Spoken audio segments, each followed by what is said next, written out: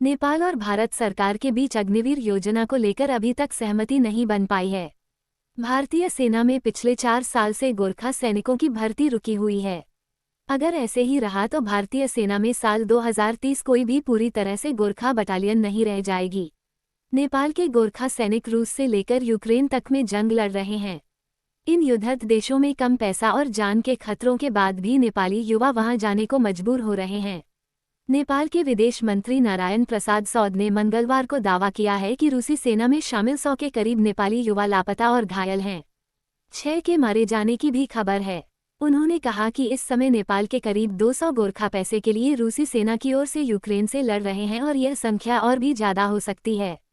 नेपाल के प्रधानमंत्री प्रचंड खुलासा कर चुके हैं कि कई गोरखा सैनिक यूक्रेन की सेना की ओर से भी लड़ रहे हैं। नेपाल ने रूस से गोरखा सैनिकों की भर्ती बंद करने को कहा है। विशेषज्ञों का कहना है कि नेपाली गोरखा सैनिकों के यूक्रेन की जंग में हिस्सा लेने की एक बड़ी वजह भारतीय सेना की अग्निवीर योजना है। नेपाल ने साफ कह दिया है कि वह भारत की नई अग्निवीर योजना के तहत अपने युवाओं की भर्ती नहीं होने देगा। इसी वजह से गोरखा सैनिकों की भर्ती भारत की सेना में रुकी हुई है। इससे गोरखा ब्रिगेड में लगातार उनकी संख्या भी अब कम होती जा रही है। गोरखा सैनिकों की दिलेरी के बारे में कहा जाता है कि वे मौत से भी नहीं डरते और दुश्मन की आंख में आंख डालकर हमला करते हैं। अग्निवीर योजना की खामियों के बारे में हाल ही में भारत के पूर्व सेना प्रमुख मुकुंद नरवणे ने भी अपनी किताब में खुलकर लिखा था। उन्होंने अपनी किताब में लिखा है कि जनरल बिपिन रावत की डिजाइन की हुई अग्निवीर योजना को पहले केवल 5000 सैनिकों पर ही पायलट प्रोजेक्ट के रूप में लागू किया जाना था। अग्निवीर योजना के लागू होने के बाद जून 2022 से ही नेपाली गोरखा अग्निवीर की भर्ती रुकी हुई है। इससे पहले कोरोना की वजह से ये भर्ती नहीं हो पाई थी। भारत, नेपाल और ब्रिटेन की सरकार के बीच गोरखा सैनिकों की भर्ती को लेकर समझौता हुआ था। भारत ने बिना नेपाल के साथ विचार विमर्श के अग्निवीर योजना का ऐलान कर दिया। गोरखा सैनिक ब्रिटिश काल से ही महान योद्धा माने जाते रहे हैं। भारत के लिए गोरखा सैनिकों का शामिल होना केवल भर्ती नहीं था, बल्कि ये दोनों देशों के बीच करीबी रिश्ते को दर्शाता था।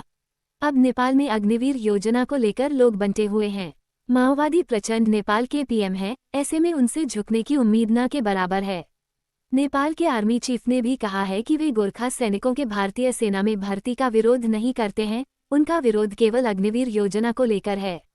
नेपाल सरकार का मानना है कि भारत की अग्निवीर योजना 1947 की संधि का उल्लंघन है। प्रचंड सरकार अग्निवीर योजना पर राजनीतिक सहमति बनाने की कोशिश कर रही है, लेकिन इन सबके बीच गोरखा ब्रिगेड और उसकी 38 बटालियन का भविष्य अधर में लटक गया है। यही नहीं, भारतीय सेना अब नेपाली गोरखा की कुमायूं, गढ़वाली और नगा सैनिकों को भर्ती करने पर विचार कर रही है।